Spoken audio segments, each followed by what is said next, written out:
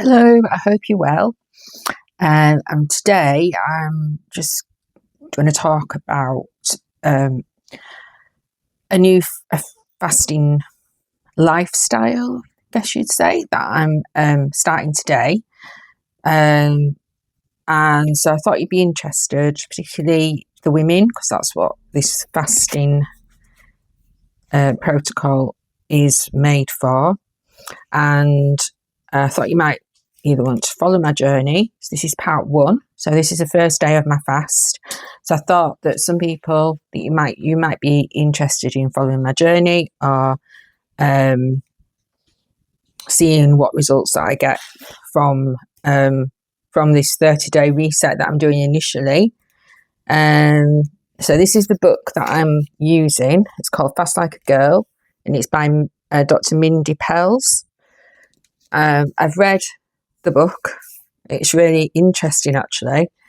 The idea is that because women's hormones are different to men, and although women do get results with other types of intermittent fasting, they also don't get the results that they necessarily want, and also they might have unwanted side effects such as hair loss and things like that. That's what studies have found and people's experiences. So Mindy, Dr. Mindy Pelz, has developed a fasting lifestyle, which helps to balance your hormones, female hormones, and all your other hormones, because women have a lot more hormones than men. Men, really, they just have testosterone, whereas our bodies are much more complex.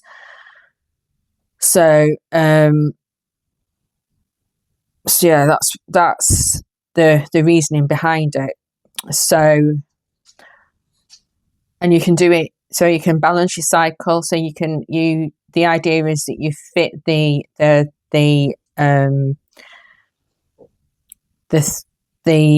fasting protocol around your cycle, and then it helps to regulate your cycle as well. And it can help with lots of different health conditions.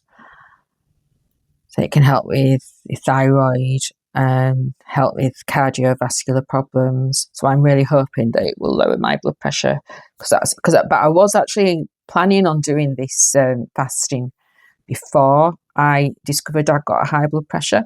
But now that I know that I've got a high blood pressure, I've got even more incentive to do this fasting protocol. So the initial one is a 30-day reset. So I literally have 4 weeks before I go back to see my GP. So by which time I will have done a whole cycle of this fasting protocol. So it'll be interesting to see what my blood pressure is at the end of that. My blood pressure has come down a little bit, but then sometimes, like, my diastolic is my systolic, the top number has definitely come down. So that's kind of averaging around about 150 now, and whereas it was 160 something, 170. It even went up to 180 at one point. But the average wise, it's round about 150, sometimes a bit higher, sometimes lower. My diastolic, it has come down a little bit in general, so it's kind of round about early 90s usually. Last night it did go down to 85, which is more within the normal range, but then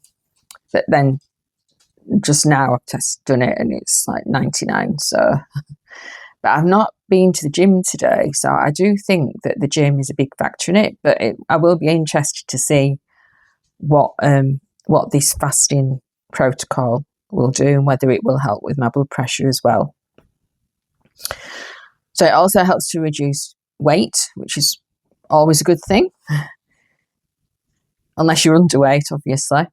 It helps to reduce your blood lipids, so that obviously that helps your cardiac function and helps to prevent you from developing cardiac disease.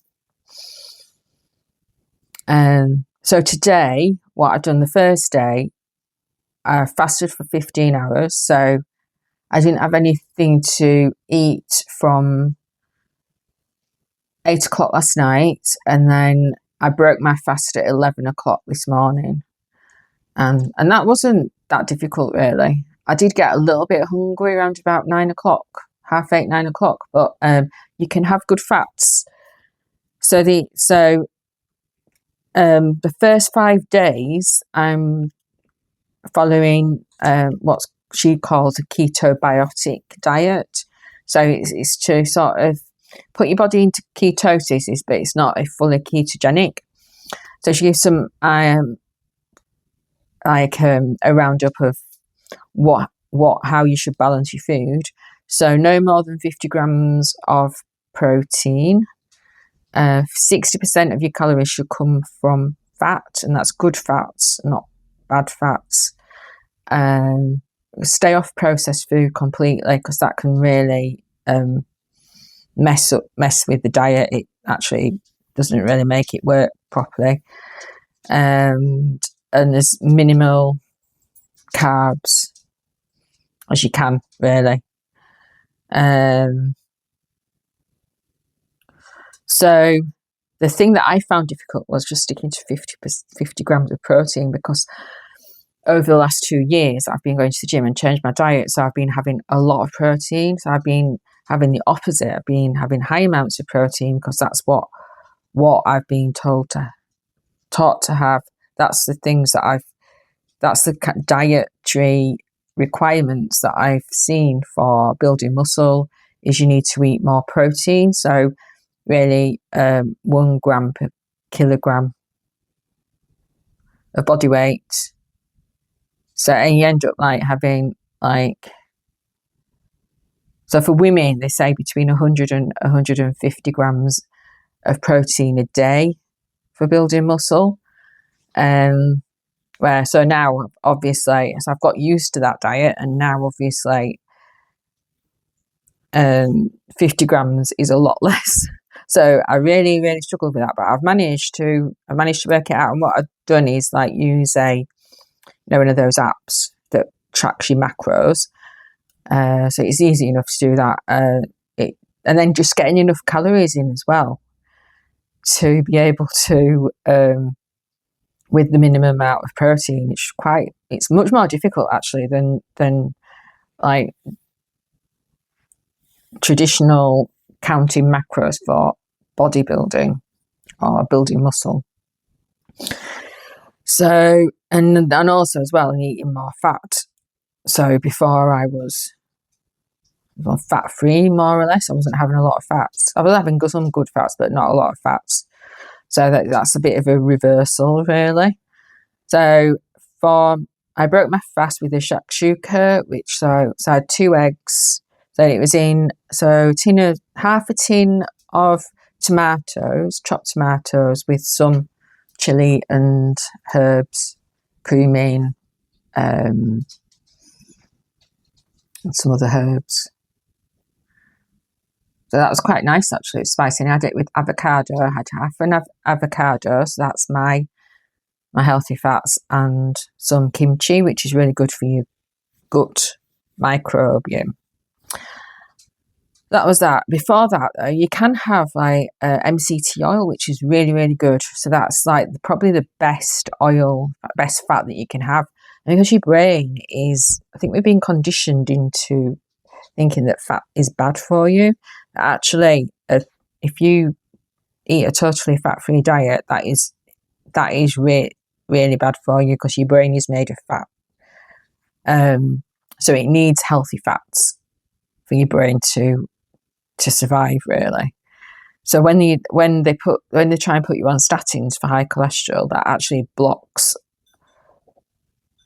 everything. It blocks all your cholesterol, and you need your good cholesterol to feed your brain. So that's why a lot of people are getting, or part of the reason why a lot of people are getting dementia and Alzheimer's, I think, anyway. So that's another reason why I want to get my bad cholesterol down, if it is up. I don't know, because I'm having my blood test tomorrow.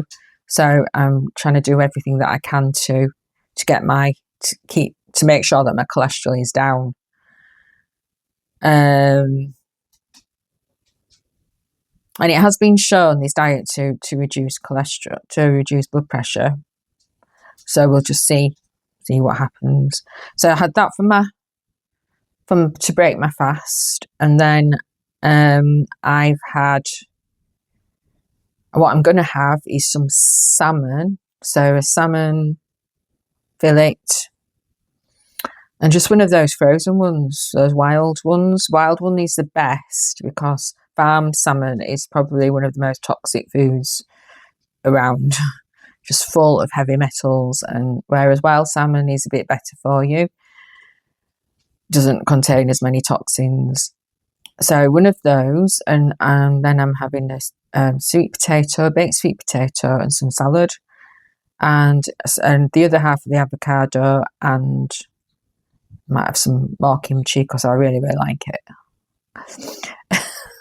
And then what I found was, even though my protein was the right amount, I didn't have nearly enough calories. It was like just around 1,000.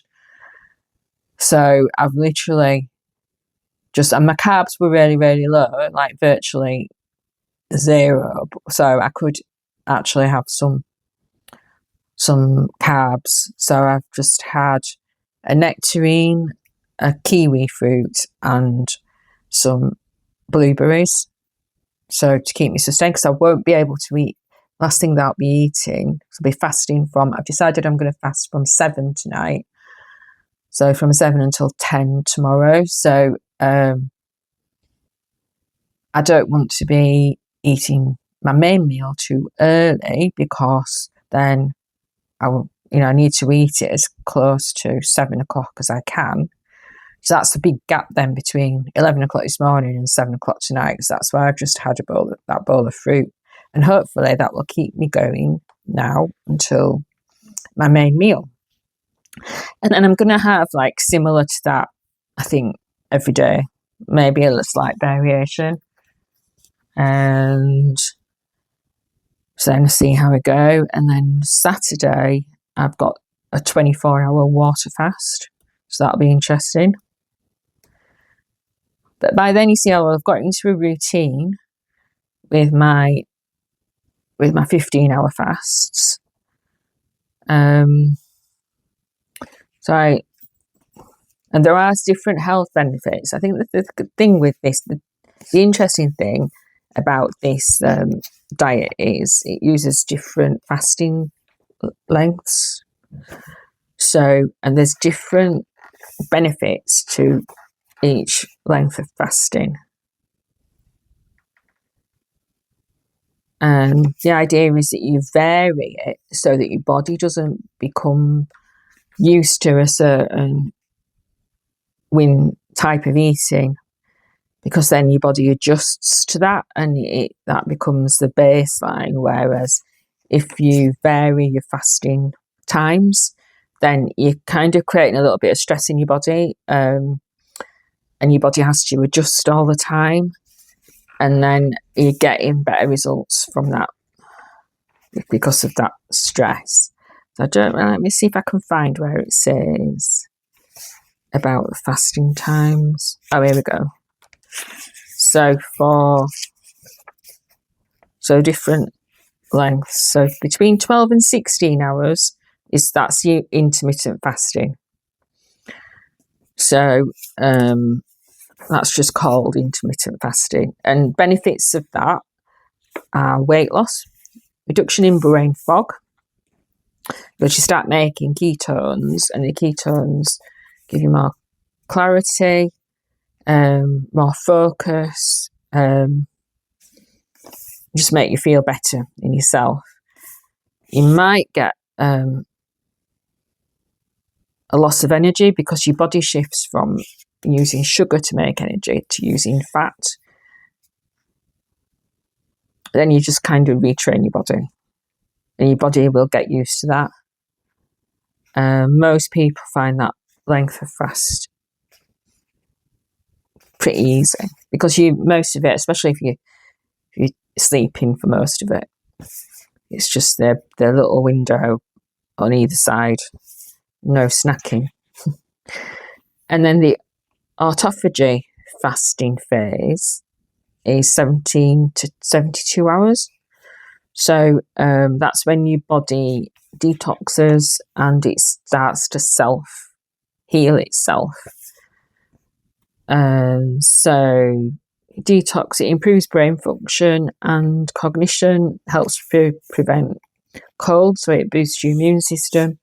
It it balances your sex hormones. So this is why this fasting protocol is really good for women, because it balances your hormones, and it's really helpful for polycystic ovary syndrome. If you fast for 24 hours, so just water fast, you can helps to reset your gut. So this can help counteract antibiotic use, birth control use, and help to tackle any bad bacteria that's in your gut. And then your fat burner fast is 36 hours plus. Well, I won't be doing that in this in this 30 days. This is the initial reset. So I think you have to have done this this fast cycle quite a few times before you build up to the 36 plus hours. But if you do get to that point, it helps to minimize weight loss resistance. It releases stored sugar. It reduces cholesterol. And then the dopamine reset fast is 48 hours plus. So that's 2 days plus, isn't it? So that reboots your dopamine levels. It lowers anxiety levels. And then the immune reset fast is 72 plus hours. That's 3 days. So that's when it triggers your stem cells, and the healing really comes into self-healing. It slows down aging. It can alleviate pain and stiffness and relentless musculoskeletal injuries, and prevent chronic disease, and it eases chronic conditions. So I do actually want to work up to that, but I won't be doing that in this 30 days. So we'll just have to see how we get on with it. So I'm actually really excited to be doing this, to be honest. I've had a really nice day today, really relaxing. I've had a day to myself, first day that I've had to myself in weeks, apart from when I went away on holiday. But that kind of doesn't count, because you're still not in your own environment. You're not fully relaxed. I don't know if you get that or not. It's just been nice just to be at home and just do what I want to do, and not have to go anywhere. I really haven't. I've nipped out to the shop to buy a couple of things, but I really haven't been anywhere. And I've been sat outside in the sun under my little parasol, sipping my drink, reading my book, watching a video, doing some work, and I feel a lot better for it. So I will let you know how I get on with this fasting protocol. I will keep you updated. So this is video 1. I'm not going to do a video every day, obviously, because that'll get really boring, won't it? But I'm going to do a video probably Thursday or Friday of this week, so on day 4 or 5, just to see how I'm getting on with this particular part of the fast. And then I'll definitely do a video on the 24-hour water fast, or maybe I'll do it the next morning, I don't know. But yeah, I'll definitely do a video for that. And then I think after that is another few days of the ketobiotic one, but you go into a 17-hour fast for a few days. So then that's the autophagy. So that's the when your body kind of starts to self-heal a little bit and detoxes. So but there's still the ketobiotic. So yeah, so there's different parts to it. So at each part I'll do another video and then just let you see how I'm getting on. If you want to do the fast with me, or I'll put the link to the book in the description, and you can actually do a course to become a trainer or to be a coach with this particular fast, but I'm not trained in it or anything, so I'm not giving any advice about what you should be doing. I'm just reading bits out of the book, and I'm just going to be giving you updates on my journey with it. So yeah, so it'll be interesting to see how I got on with it, and whether it actually just helps me overall with my anxiety and everything. As long as nothing else happens in my life that's going to stress me out completely, and then I'll probably, because that would be really challenging to stick to then. That's the only thing I think that's going to like throw me off my path of doing it. But hopefully, fingers crossed, nothing is going to happen. And then, so I'll let you know how I'm getting on. And so if you can comment in the comments, comment in the comments if you want any links to videos, or if you're interested in doing the fast for yourself. That would be really good to know. If you've got any questions about it, and then I can look it up in the book. But I will post, like I said, I will post a link to the book in the description, and if you want to buy it yourself, you can do. If you want to wait and see how I got on, because I think that, obviously everybody's experience won't be the same as mine, but if you can actually see some evidence of something happening, hopefully, then you're more inclined to make a purchase, aren't you? So it was really nice talking to you, and I shall see you soon.